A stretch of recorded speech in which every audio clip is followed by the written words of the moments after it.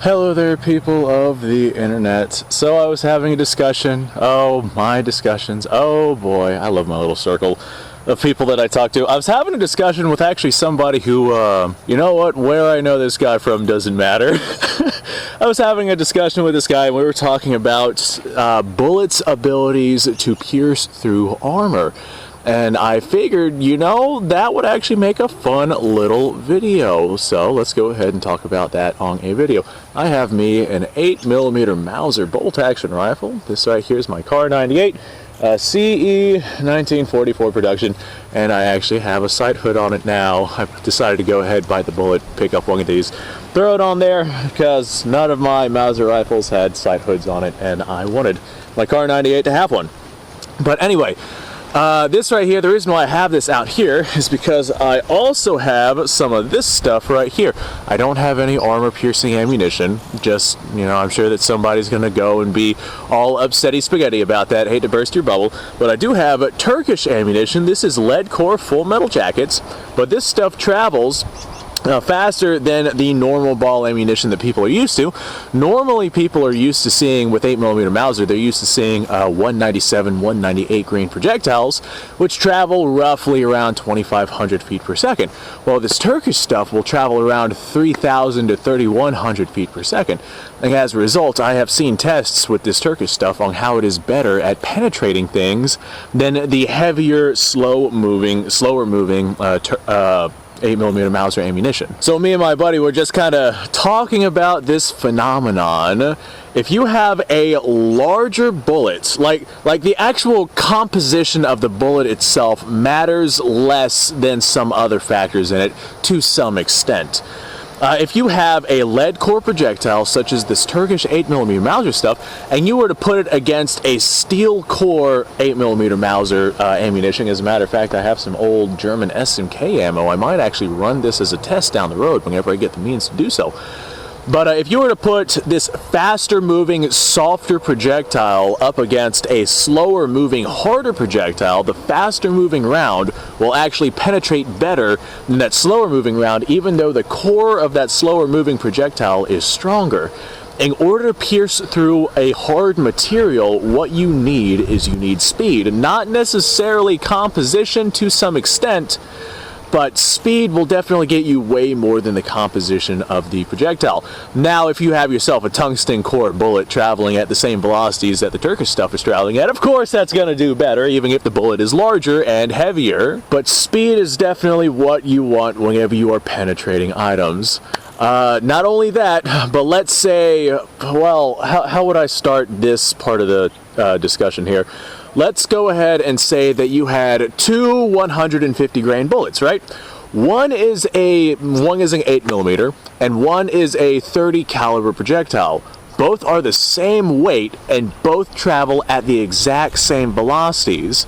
That 30 caliber round, because of the decrease in surface area in comparison to the 8mm Mauser round, will actually do better at penetration than that 8mm Mauser round, assuming that both bullets weigh the same and both bullets are made up of the same comprised material and both bullets are traveling at these same velocities. That smaller diameter projectile will simply be able to penetrate farther because there's less surface area for the friction of what it is penetrating to slow it down. As a result, it will continue to keep its speed as it penetrates through that item better than the 8mm Mauser round will. So if we had something, like say a 5.56, and we had some kind of confounded powder technology to where we could send that 5.56 instead of the 3,200 feet per second that a 55 grain projectile would be traveling at. Let's say we had some kind of magical 5.56 that was able to travel like 4,500 feet per second or 5,000 feet per second and still retain that 55 grain projectile weight. Of course, that would be dramatically better at penetrating than the 3,200 feet per second projectile. However, it would still be dramatically better at penetrating than, say, the 62 grain projectile, the green tip rounds that a lot of these comparisons take place with. As a matter of fact, standard 193 grain projectiles, I've seen this, you can look it up, you know, I'm not going to link to anyone else's videos, or I'm not going to splice in to anyone else's videos on my own video, but you can literally just look up on YouTube, I'm sure that you'll find it, how 193 grain projectiles traveling faster at 3,200 feet per second actually penetrate armor better than the green tip steel core penetrating 5.56 ammo, which only travels at around 3,000 feet per second. That's because that softer bullet, although it is softer and lighter weight, is traveling faster than the green tip rounds. And if you double a round's weight, you will double its energy transfer onto its target, but if you double its velocity, you will actually quadruple its energy transfer onto target. And that is why these faster rounds just they're definitely the way to go whenever it comes to armor penetration. And we've seen that in a good number of different tests. So if I were to have some of this 8mm Mauser stuff, this Turkish stuff right here, which is just lead core, if I were to have some of this stuff and put it against, like I said, some of that steel core penetrating stuff, which I do intend to do, that would be a really good test. I need to get me some stuff to be able to do that because I don't have anything to penetrate around here. Giggity. But this Turkish stuff, I have seen tests where exactly this was, exactly this scenario, like this steel core stuff versus this lead core stuff, which is faster. This lead core stuff has just been better at penetrating than the steel core stuff. Now, if you were to have a 155 grain projectile traveling at the same velocities as a 198 grain projectile, of course the 198 grain would do better simply because it's a heavier bullet. You would have more energy transfer onto your target. However, since this is traveling faster, for penetration speed is definitely what you want. So my armor plate that I have down there is actually AR 550, and there's absolutely no way in hell, stay right there camera, absolutely no way in hell that these Turkish 8mm Mauser rounds are going to pass through it. But I do have this rifle and this ammo out here, so I may as well send some lead down range. I would like to get me like a softer steel that I could hit at like a far distance.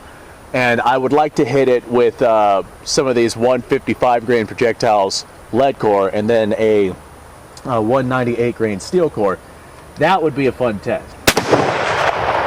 Alright, I think it'd also be fun to see how this stuff behaves with cinder blocks. Whenever you're dealing with something like cinder blocks, which has 2 layers that you would have to penetrate through, 2 layers of concrete, I feel like the faster projectile would basically, especially if it's a lead core, like a soft core, it would basically disintegrate on the first one. And I don't think that it would have much mass whenever it hits the second one. That mass going through would still be enough to destroy the second layer of concrete, I'm sure. But if you had a steel core that was able to hold itself together better as it passes through one layer of concrete and into the other, then you'd probably have more destructive force on the second layer.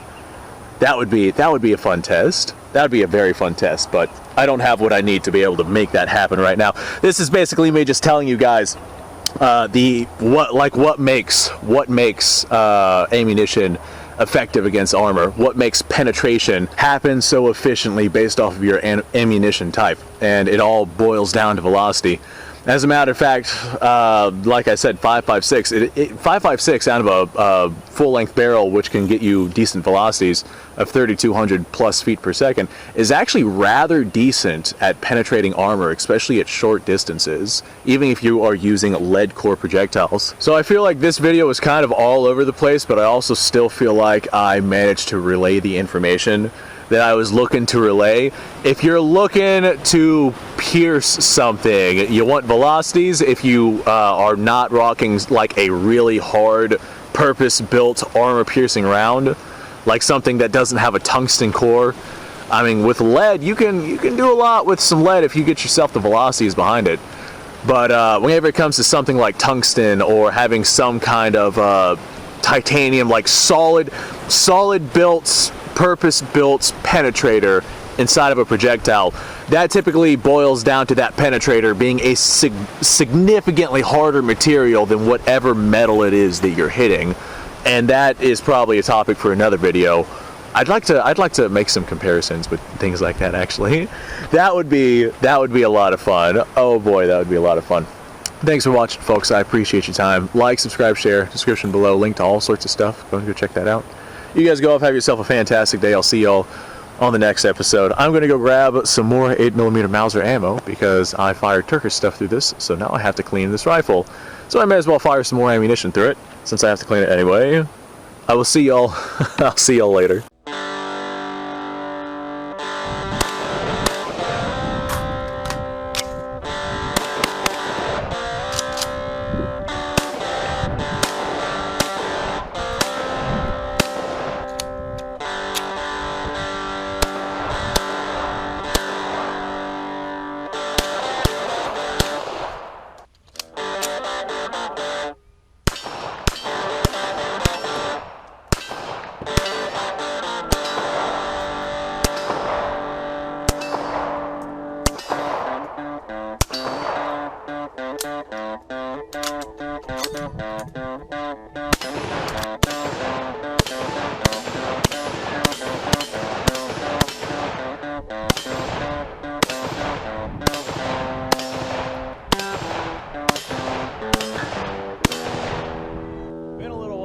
once I've done this.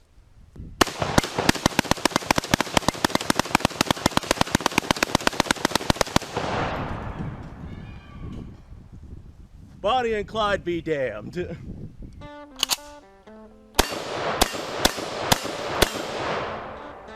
Poor man's Garen.